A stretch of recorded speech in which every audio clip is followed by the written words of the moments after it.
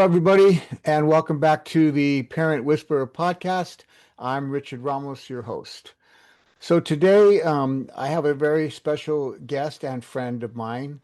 But before I introduce her, I want to just remind everybody, if you're watching these podcasts, if you would do me the favor of subscribing, that would really help me reach more people.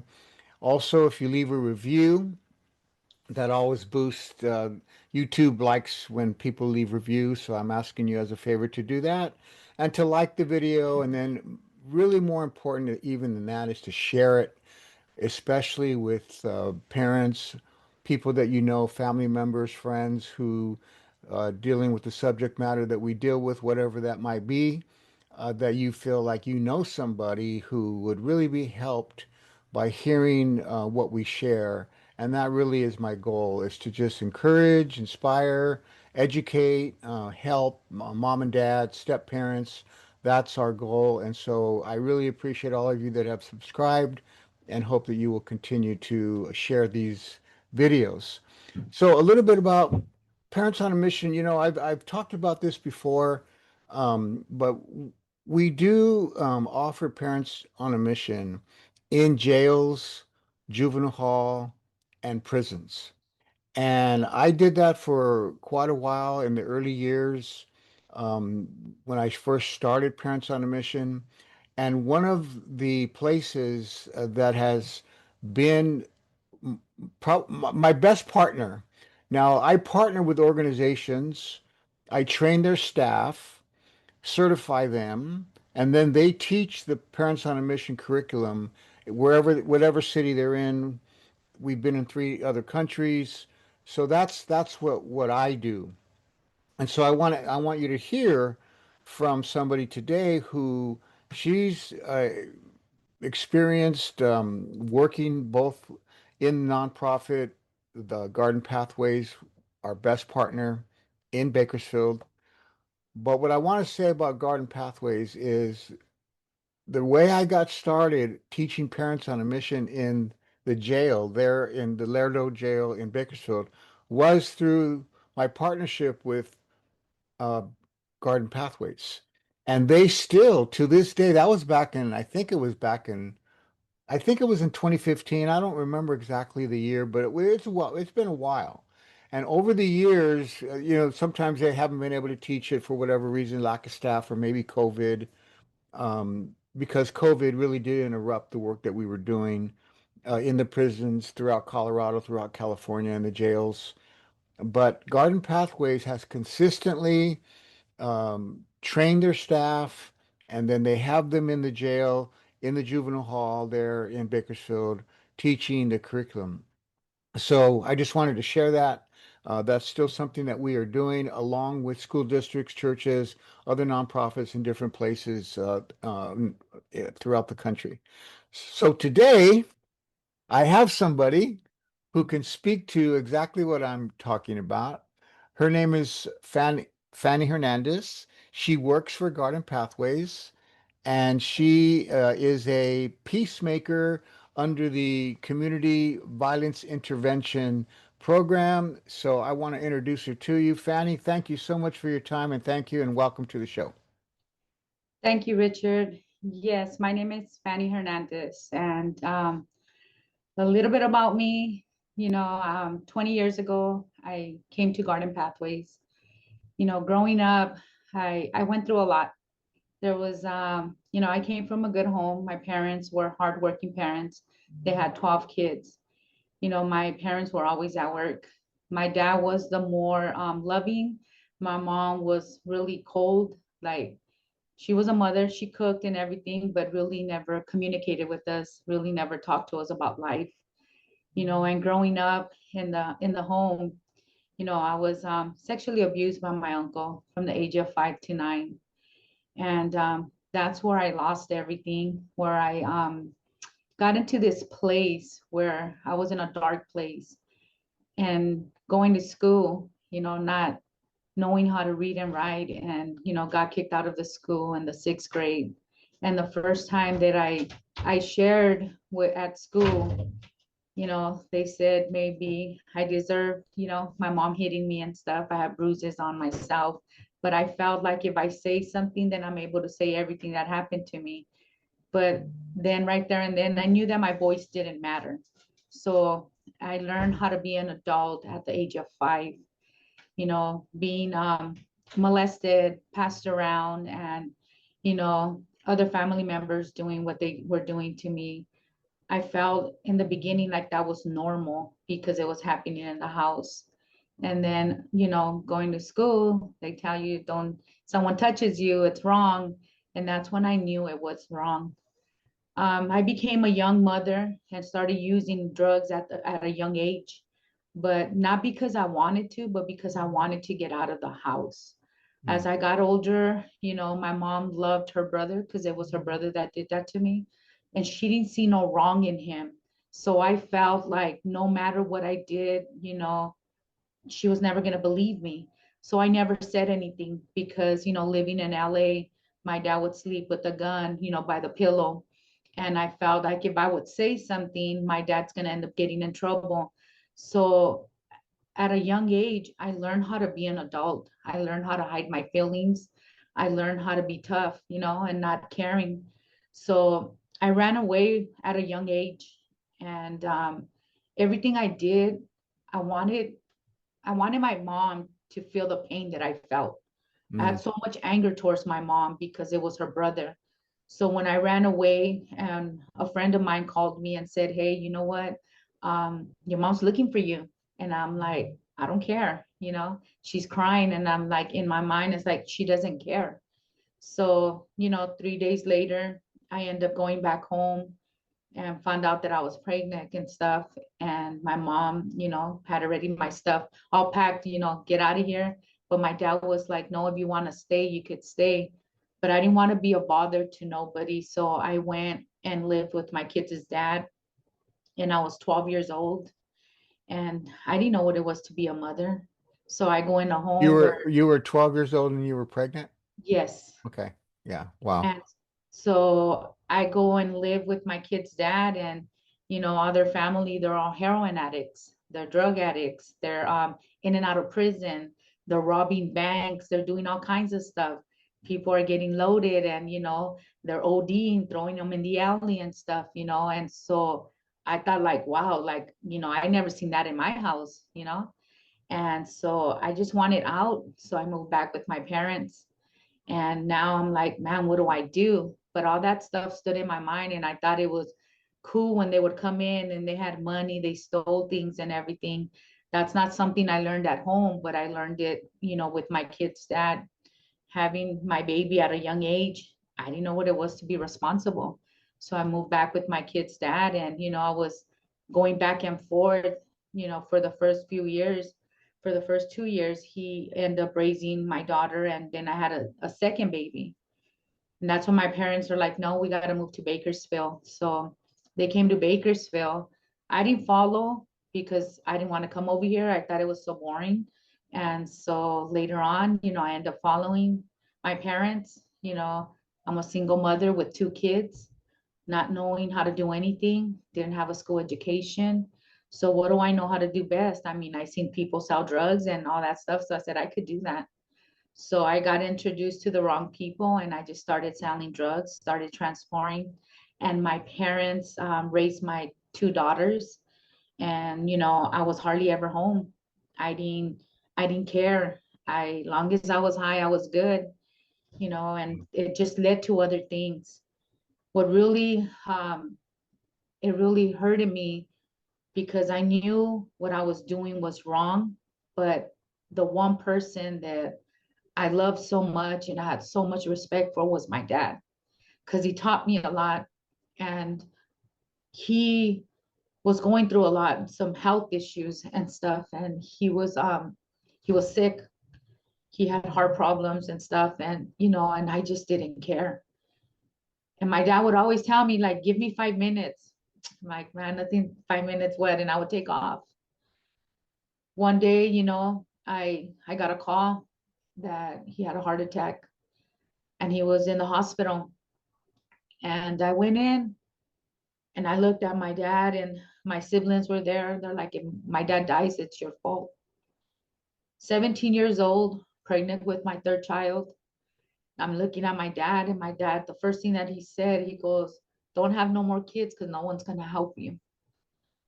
I don't know why growing up, I just felt like I never belonged there. Like everything I did was wrong. No one ever took the time to ask me, like, why do you do the things you do? It was always, you do this, you do that, you're a drug addict, you're not a mother, you don't care. I was tired of hearing that. All I wanted was a hug. All I wanted was to feel that I'm still alive, that there's still a purpose for my life. And looking at my dad, he was paralyzed from one side, and he goes, go to the other side because I can't see you. And I looked at him, and then he goes, just want you to change. And I was like, yeah, here I am pregnant again, walking out. I could have had an abortion, but I chose not to. I didn't know what to do. My dad at the time, he used to sell produce, got out of the hospital and started getting better. And he would sell produce at the swap meet. And, I'm pregnant. And so I would get up early to help him go to LA, get fruit and stuff, and bring it to Bakersfield, help him with stack of potatoes, boxes, banana boxes, and everything. And I would lay on my bed and I would just be like, man, I was tired. I had a lot of pain, a lot of hurt. And it seemed like no one cared for me. And then later on, I ended up having my child because I didn't tell nobody I was pregnant. I wouldn't hardly eat. And I drove myself to the hospital and I had my baby, and just seeing people coming in with their husbands. And here I am again by myself. So I gave up my daughter for adoption at birth. I only seen her like 2 minutes, signed the papers over. The only thing I said, what, could this letter follow my daughter wherever she goes? At the time, I did not know how to spell, but I wrote as I understand it. And they picked up my daughter and they took her, and never seen her again. Got out of the hospital the next day, went home, and it was really hard because my little brother, walked in the room and he's like, why did you do it? I looked at my brother and said, what are you talking about? He goes, why did you give your daughter up? And I looked at my brother and I cussed him out, and I left back to my drug addiction, back to getting high. I didn't care, you know. My brother never said anything. And I don't know if anybody else knew. At the time, I thought nobody knew, just my brother, but I was like, he ain't gonna say nothing. 2 years later, I lose my dad. That's when I really lost it. One of my sisters told me, my dad knew you had a baby. And I said, why didn't you tell me anything? And she said, he always knew that you were the strong one. He said that you're very strong, but when you change, you have a big heart. And it hurted me because I wish they would have said something to me. All those years, I thought I was nothing and nobody. And it was really hard for me. So then I just lost it. I started using drugs again, selling. I was in and out of jail. I didn't care. My oldest daughters raised my two younger kids. They seen me get robbed at gunpoint. They seen men coming up in my house looking for dope. They seen a lot. They seen a guy going up my house, shooting up the house, because I taught my kids otherwise. I taught my kids not to talk to cops. Tell my kids that when they ask you something about your mother, you don't say nothing. Because if I get busted and if something happens, you watch what's going to happen to you. And my kids were so scared. I never forget that day. Right here on Monterey and Monterey and Kern, an alley, an apartment. It's apartment B. I never forget that day when this guy came up in my house, started shooting.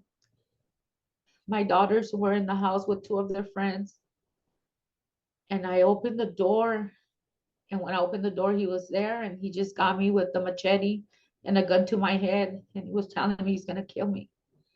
At the time, I didn't know, but they were telling my daughter, jump out the window, go call 911.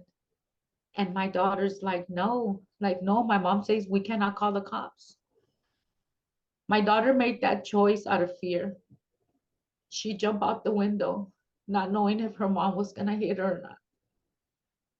And the cops got there, all they received was a call that there was a woman and a guy and there was a gun involved.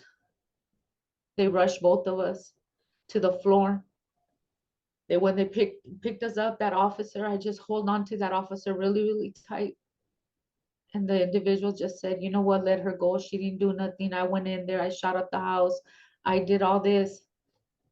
And the officer goes, miss, like you could let me go. And I was like, I couldn't let him go because I just knew that I'm still here, you know? And they arrested the guy.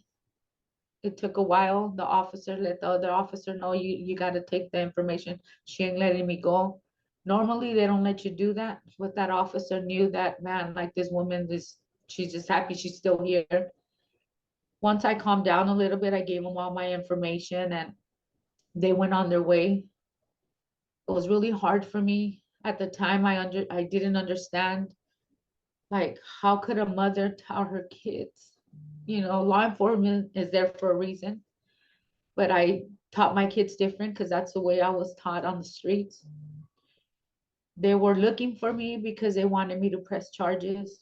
I didn't want to press charges because I'm still running the streets. I didn't want to be labeled as a snitch. So they asked me if I needed help, and I'm like, no, I'm good. Well, one day, my mom's at home. I went to go visit my kids because my mom was taking care of my kids and my brother and my sister-in-law. And sure enough, the officers showed up. They told me to put my hands to the back. They took me in. They were questioning me. They were asking me, like, hey, and I said, hey, he told you everything. If you press charges, if you press charges, he'll do 30 years. And if you don't, he's only going to do 3. And I said, well, you know what? Give him the 3 then, because I'm not going to be a snitch. And so he ended up doing the 3 years only. And again, here I am on the street selling drugs, not caring, until I became homeless. When I became homeless, that's when I realized, like, you know what am I doing? I looked out for people. My house was a dope house. People would get out of prison. I would hook them up. They were in and out. I looked out for people. I did a lot of things that I shouldn't have done, and I was never a mother to my kids. I didn't raise my kids. I didn't show them love or nothing. But when I became homeless, I asked around if I could stay in people's house, until I got back on my feet, and they would tell me no. And I said, man, I remember I paid your rent. I bought your kids school clothes when I was coming up, and nobody opened the door for me. So someone told me to go to the welfare department and get a voucher.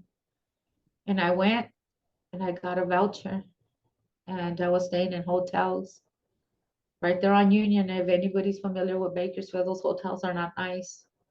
Remember waking up and I'm just looking at my kids and I'm like, man, what am I doing? So I ended up going to another hotel. It's on Oak Street. Back then it was called the Camelot. Never forget, upstairs, room 216. And I was still trying to, get back on my feet on selling dope. And I remember my little sister came and she's like, hey, here's your son. And I looked at her and she goes, he's walking from the fairgrounds, Fanny, all the way over here from school, and you're still stuck on your same stuff. And I looked at her and I cussed her out. I closed the door, and I still had like an 8 ball left. I went in the restroom and I smoked it all. Came back out. My youngest daughter was in the bed and my son was sleeping on the floor. Right there, I felt like, man, this is scandalous. This is dirty. Like, what am I doing? No matter what I've done, I've always had a roof over my kids' head. So I go back to the streets trying to come up and it didn't work. So I end up moving in with my little sister. She set some rules down and she said, hey, no one can know where you live. Don't give nobody the number. Nobody could come. My doors close at 8. And I was like, man, it's worse than being locked up. And I said to myself, I'm gonna give it 2 months. I'll get clean and I'll go back out there and I'll come up again and I'll keep doing what I'm doing. I didn't want to change because I knew if I did, I don't know how to do anything. I didn't know how to read or write, didn't have a school education. No one's going to hire me. And it seems like I always hear people say every time you do something good, something bad happens. So as I'm staying at my sister's, I was like about a month clean. And my daughter was, my second daughter, we didn't have a good relationship because she was my first daughter that called me out of my name. She spit at my face, and we fought and had people pull me off of her. I had so much anger towards her because she disrespected me. We never had communication. We never talked. We couldn't be in a room for 2 minutes when we were already going at it. I had so much anger, hate towards her because she spit at me like I'm your mother, you know? But I never taught my kids how to respect people. And so when that happened, she was walking with a friend. Cops pulled her over and they asked her what was her name. She didn't give her name. And then they asked her again. And so she gave her name and they asked her, where's your mom at? She said, I don't know. What's her name? I don't know. What's her number? I don't know. He goes, okay. They took her to juvenile hall. She was there for 4 days. And then they took her to Jameson Center. She was there for another 4 days. My brother was trying to get her out, but they're like, no, we need her mother. And I end up, being at my sister's, and I had went that day to go look for a job and stuff. And I got back and my sister goes, hey, the cops are looking for you. And I said, for what? She's like, I don't know. They left. It was a detective, like, because I had a bench warrant and stuff. And he goes, they want to talk to you. And I was like, man. And I was like, all right. And then I get a call again. And this time it's Jameson Center. And they say, hey, we have your daughter here. Could you come and pick her up? And I go, my daughter? They're like, yeah, her name is Christina. And I said, yes. And you're the mother? Yes. He goes, okay, you need to come pick her up. So I went over there. And when I got there, the lady looks at me, and this is a CPS worker, a case worker. She looked at me and she said, are you Fanny Hernandez? And I said, yes. And she goes, okay, just want to talk to you. We're going to release your daughter to you. She says, you don't hit her. And I knew, like, man, like I taught my kids the wrong way, And they're all, I go, you know what? If you release her to me, she's going to run away. And she goes, report her as a runaway. And the reason I said that because she didn't want to be with me. And so we took off and they gave me a paper and they said, the lady looked at me and she said, this paper right here, you're not court order. It's volunteer if you want to go to Garden Pathways. And I looked at the lady and I said, what is Garden Pathways going to do? What is that? It's mentoring. You meet with someone for an hour a week and, they have classes and all that. And I looked at her and I kind of laughed.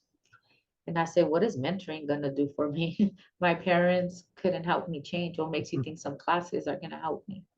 She goes, you're not court order, you're volunteer if you want to go. And I said, okay. Took off. My daughter took off for me, reported her as a runaway. And 3 days later, I get a call from Garden Pathways. And they asked me if I wanted to go to these classes and stuff. And I said, yes, but I didn't show up. The following week, they called me again. And I said, okay, I'll go. And I end up going to the corner store right here on Chester and Terrace Way. We used to call the mobile gas station. A man named Gil worked there. That was his business. And my sister knew him. So I thought maybe if I go over there and I borrow, $2 before I could get the bus. Because at the time I was only getting food stamps, wasn't getting, no money. So I didn't have no money to my name. And I just wanted to try something different. I didn't know how different looked. I just, I wanted to see what they were all about. So I went into the gas station and I asked the man, Gil, if he could lend me $2. And he said, no. And I said, if you do, I'll come back. I'll throw your trash, mop the floor. And he looked at me and he said, no. And then I go, all right. So I was walking because I was determined I'm going to walk to these classes. He called me back and he said, hey, here, I'll give it to you. And I said, man, I told him, I go, I promise you I'll come back as soon as I get done with my classes and I'll throw your trash and mop the floor and everything. I just want to try something different. He goes, here. And he gave it to me. I got on the bus. And when I showed up at Garden Pathways, I felt that love. As soon as I walked in the door, I felt like someone cared for me. And all I wanted was someone to hug me and tell me that everything was going to be okay. And I walked in there and I didn't want to cry. I didn't want to show them that I was weak. I didn't want to tell them nothing about me. I didn't want to tell them that I'm running from the law. I have a bench. I didn't want to say nothing because I literally thought these people were going to turn me in. So I just walked in and, I looked at everybody. They introduced me and everything. You're going to start these classes. And I was like, all right. So the first week I sat there and they're talking about boundaries and, about your kids and everything. And everything inside of me I just wanted to cry because I've been doing it the wrong way. I just didn't understand. And I was like, no, I'm not going to say nothing because these people are going to turn me in. So the following week on the class, I sat there and this lady walked up to me and her name was Tammy. She looked at me and she said, where do you see yourself in a year? And I'm like, what do you mean? She goes, where do you see yourself in a year? Like, what do you want to do? And I was like, well, I want my house, I want a job, I want a car, I want my kids back. I want to be able to take my kids places. And she goes, write it down. So I wrote it down, but I didn't want to give her my paper because I didn't know how to spell. I know how to read my writing. So then I did, and I asked her if I could keep it. She said yes. And it was hard in the beginning because I'm around all these people that are well educated, people that have degrees, people that are involved in the community, people that have a heart and a passion for people. And I'm like, I don't know what I'm doing, but being around them, they helped me to start believing in myself. I did Yeah. not know how to talk to my kids. I did not know how to show them love. I did not know how to communicate with them. I did not know how to go out there looking for a job, to fill out an application. I did not know how to do none of that. But I did have two hands and 2 feet, and I know that. I know how to work. My dad taught us how to work. Yeah. I want to say something to all the people that are listening to you, Fanny. Uh, you hear this story. This is a powerful story. And you might be out there listening to this and you may say, man, that's me. That's me. That's she's talking about me. And what I want you to hear through Fanny is that even though everything she's been through, all the abuse, drugs, selling drugs, taking drugs, abandoning her kids, um, being almost killed, all that, she's come through all that. And now to be working for Garden Pathways, the very place she just talked about, that really brought her to a place in herself where she's at today. And she's helping the very people that the story she's telling, she's helping those same people. And Garden Pathways, that's what they do. So if you're out there, if you're in Bakersfield, Garden Pathways is right there for you. But even if you're not in Bakersfield, wherever you're at listening to this, there's an organization. If you need this kind of help, I just want to take a moment here to impress upon you that they're out there. If you want the help, it's there. Just like Fanny found it, you will find it. And hopefully her story is inspiring you to stop what you're doing and reach out and get the help that you need. And especially if you have children. You heard what she said about the way she didn't know how to love her kids. She wasn't taking care of them. She had a bad relationship with one of them, got in physical altercations. If that's the situation, it can change. That's the message. So Fanny, talk now about what do you do now with Garden Pathways? What do you do now? And also talk about whichever you want to talk about first. How did Parents on a Mission help you? what do you do now? Or you want to talk about what you do now and then Parents on a Mission, or talk about Parents on a Mission and then either way, I just want people to get that message.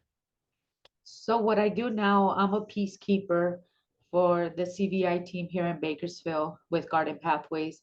I work really close with the hospital intervention. So when there's a community violence in our community or gang violence or a victim, so we go out there and we try to engage with the community, not only when it's happening, but even after, just to build a relationship.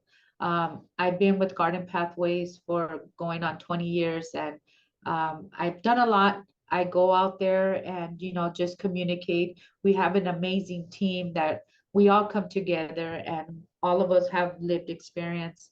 I also go into our juveniles here in Bakersfield and also to our Laredo jail, our local jail here in Bakersfield. And we teach parents on a mission, youth on a mission. I really love parents on a mission for the simple fact, coming to Garden Pathways when I was an employee and did the training. I did not know still that good how to read or write. And but just listening to everything that you were teaching us, Richard, about parenting and this book, and I was like, man, it's so good to understand something that I was never able to be taught. I remember taking it, and I remember one day going home, and my son looked at me and he said, "Mom, you're teaching a class, huh?" And I said, "Why do you say that?" He goes, "Cause," he goes, "you're trying to like parenting us, like, we're not used to that." And I said, "You know what? Yes, I am teaching a class and I got to put it to practice." And my son just looked at me and he goes, "Okay, whatever," because my kids were not used to having a mom that talks to them and communicates with them. So I said, "You know what? Then I want to teach it." And I asked my bosses that, I wanted to help out and teach this. So as I started going into Laredo and teaching it, so now someone's listening to me, and it really helped me to understand that I did a lot of damage to my kids. It was not going to take a year or maybe two. It was going to take a while for them to understand that their mom has changed. Then with the youth, teaching it with the youth, it really opened my eyes that I have to be a woman of my word. I have to walk a straight line because these kids have been let down. They've been talked down. Parents are probably not there. Some come from foster care. And I started seeing those kids like my kids. And I started loving on them and encouraging them and teaching them we're all leaders and we all have gifts and we got to use them. And hearing these kids like, well, my parents don't care. I'm raised by my grandma. I could do whatever I want. And it's bringing it back to them and understanding how important is our community. Because one day they're going to be parents. That's And right. I'm pretty sure they don't want their kids to be the way they are. Right. And Um, well, quick, I just want to, for those of you that don't know, Youth on a Mission is the counterpart to Parents on a Mission. You've heard me talk a lot about Parents on a Mission. Youth on a Mission is also a program I wrote and developed. I wrote a curriculum, I wrote a book, From the Margins to the Mainstream, which you might see it there behind me. So that curriculum is based on that book. And I wrote that book because I wanted to inspire young people that they could become a community leader regardless of their background. From the margins, meaning minorities, we're often pushed to the margins of society. We're not taken serious. Nobody cares. Nobody expects anything from us. But how we went, I tell my story and other stories of how I went from being a marginalized citizen to in the mainstream being having influence. And that's what Youth on a Mission is about. And Fanny teaches that as well in the juvenile hall. Go ahead, Fanny. And so, going in there and teaching these kids, it's amazing because you look at it, we're helping if you just help the kid and not the parent, it's like the kids go back home. So I love that you could help the parent and you could also help the youth. And as you're teaching it in our jails, some of the parents will tell you like, hey, I have a young kid. Would he be able to do that when you guys saying youth on a mission? And I'm just like, man, it's so powerful bringing the two together. And just recently we were at Camp Owens. Camp Owens is a facility for kids that, when they do something wrong, they say them out, send them out like it's about an hour away from here and it's in the mountains. So we were up there.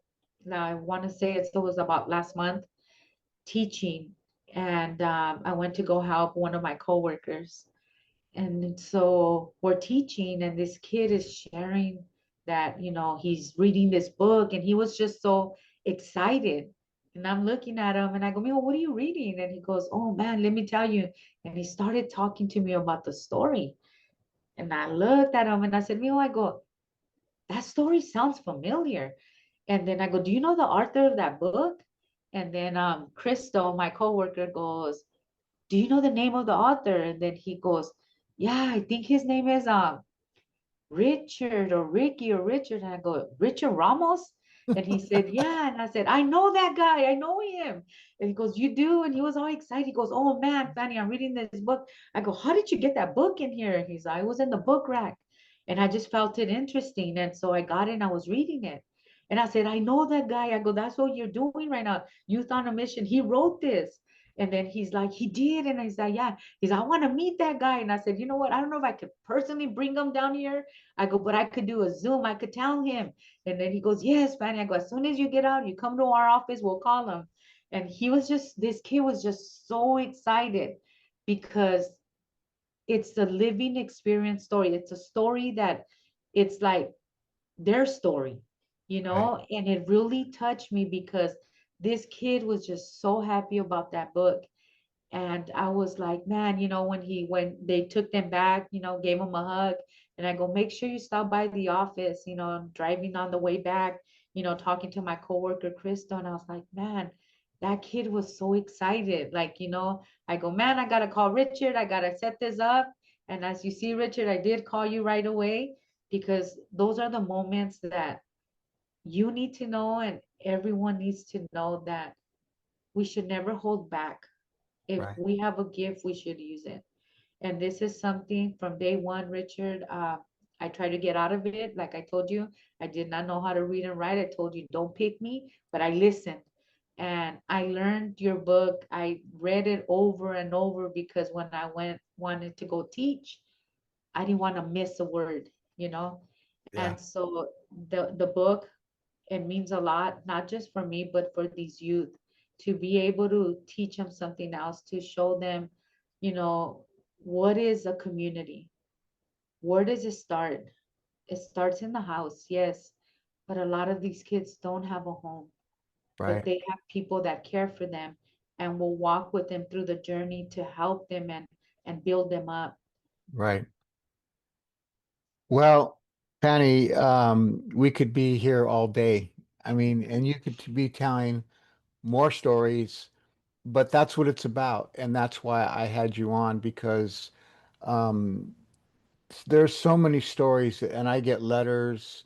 People, send me letters, whether it's from their home or from jail, whatever, or from prison, because you guys are out there teaching, which is a blessing to me that I know people are out there teaching it, and so many lives, so many families, so many parents, youth have been touched, their hearts have been turned around, and you guys are doing such tremendous work.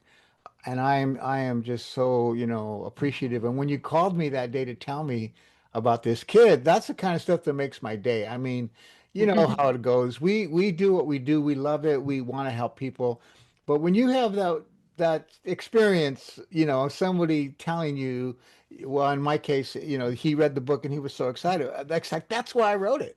That's exactly why I wrote it. So I love hearing that, and I thank you so much for telling me. And I will, when he gets out, if he shows up, yeah, get a hold of me, and Yes, I'll be happy to. We'll do a call, and I'll just talk to him, both of you, just like this, and I'll put it on the podcast, and he can tell his story. Uh, so, yes. so listen, thank you so much for your time. I really, really appreciate you, and I appreciate you sharing and being very candid and very transparent about everything that you've been through. But look at what you're doing now. You're doing great work. I know you're one of the key members there in Garden Pathways, and I'm blessed to know you and know your story and see everything that you are doing. So, listen, everybody, you've been listening to the Parent Whisperer podcast. I'm Richard Ramos. Thank you so much for your time. And remember, you can go to my website, richardrramos.com. There's books there, free resources there. There's an online course there. If you wanted to take the course, Parents on a Mission, it's there on my website for you to take. Or if you would like to be a facilitator, a teacher, a mentor, and to go through the training, that information is there. All you need to do is go there, check it out, and you can contact me through my website. So let me end with this, as I always do. Remember, mom and dad, Parents on a Mission is not for bad parents. It's for good parents who want to get better. Thanks a lot. See you next time.